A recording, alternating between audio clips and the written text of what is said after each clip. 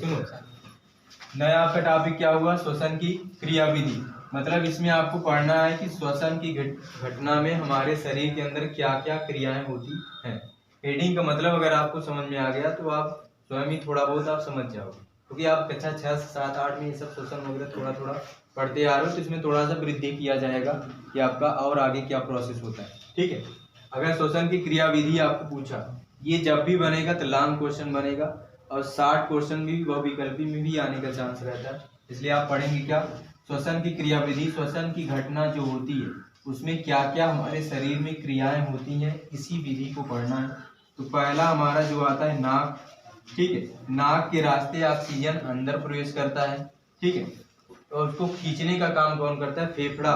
फेफड़ा अपने सामर्थ्य से उसको अंदर खींचता है, नाक द्वारा ऑक्सीजन अंदर जाएगा। ठीक है, तो नाक से जाएगा तो इसके बाद उसको नासा गुहा मिलेगा। ठीक है, नासा गुहा से होता हुआ वो अंदर जाएगा ग्रसनी में, ग्रसनी से होता हुआ ऑक्सीजन जाएगा आपका श्वास नली में। श्वास नली में अब देखो, ऑक्सीजन पहले हम लोग खींचते हैं तो नाक से होता होगा नासा गुहा में, गुहा से जाएगा ग्रसनी में, ग्रसनी से जाएगा श्वास नली में।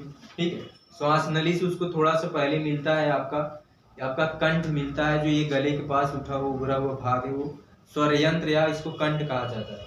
ठीक है, तो गले के पास ये श्वास नली से होता हुआ अंदर जाएगी। ये श्वास नली दो भागों में बदल जाती है, श्वसनिया जिसको कहते हैं।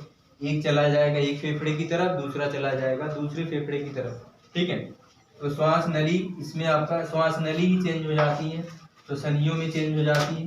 ठीक है, श्वसनियों में चेंज हो जाएगी। जब ये श्वसनियों में चेंज होगा तो श्योर है दो भाग में परिवर्तित होगा। हमारे अंदर दो फेफड़ा है तो एक श्वसनी इधर चली जाती है, एक श्वसनी इधर चला आता है। ठीक है, ये बातें समझ में आ रही है। श्वसनी से हुआ, इसके बाद आगे चलते हैं। श्वसनी से जब जाएगा तो फेफड़े के अंदर प्रवेश करेगा, ऑक्सीजन हमारा कहाँ जाएगा, फेफड़े के अंदर प्रवेश करेगा। तो फेफड़ा के अंदर जब जैसे ही जाएगा श्वसनी इसमें प्रवेश करेगा तो ये शाखाओं और उप शाखाओं में बढ़ जाता है। कौन, श्वसनिया, ये शाखाओं उप शाखाओं में बढ़ जाती हैं। ठीक है, अब उसी में जाती हैं तो श्वसनिया का लास्ट स्टेप कोशिका में चेंज होती है, फूल करो कोशिका में चेंज हो जाती है।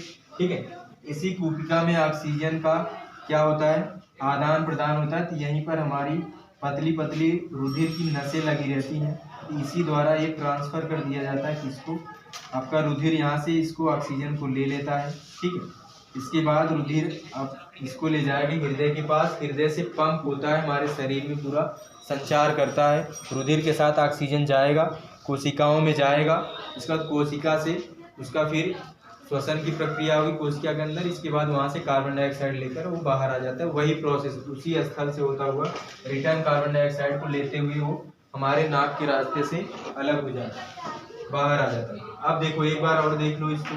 ठीक है, देखो हमने ऑक्सीजन को खींचा तो नाक से होता हुआ ऑक्सीजन पहले नाक में ही जाएगा, नाक से कहाँ जाएगा, नासा गुहा।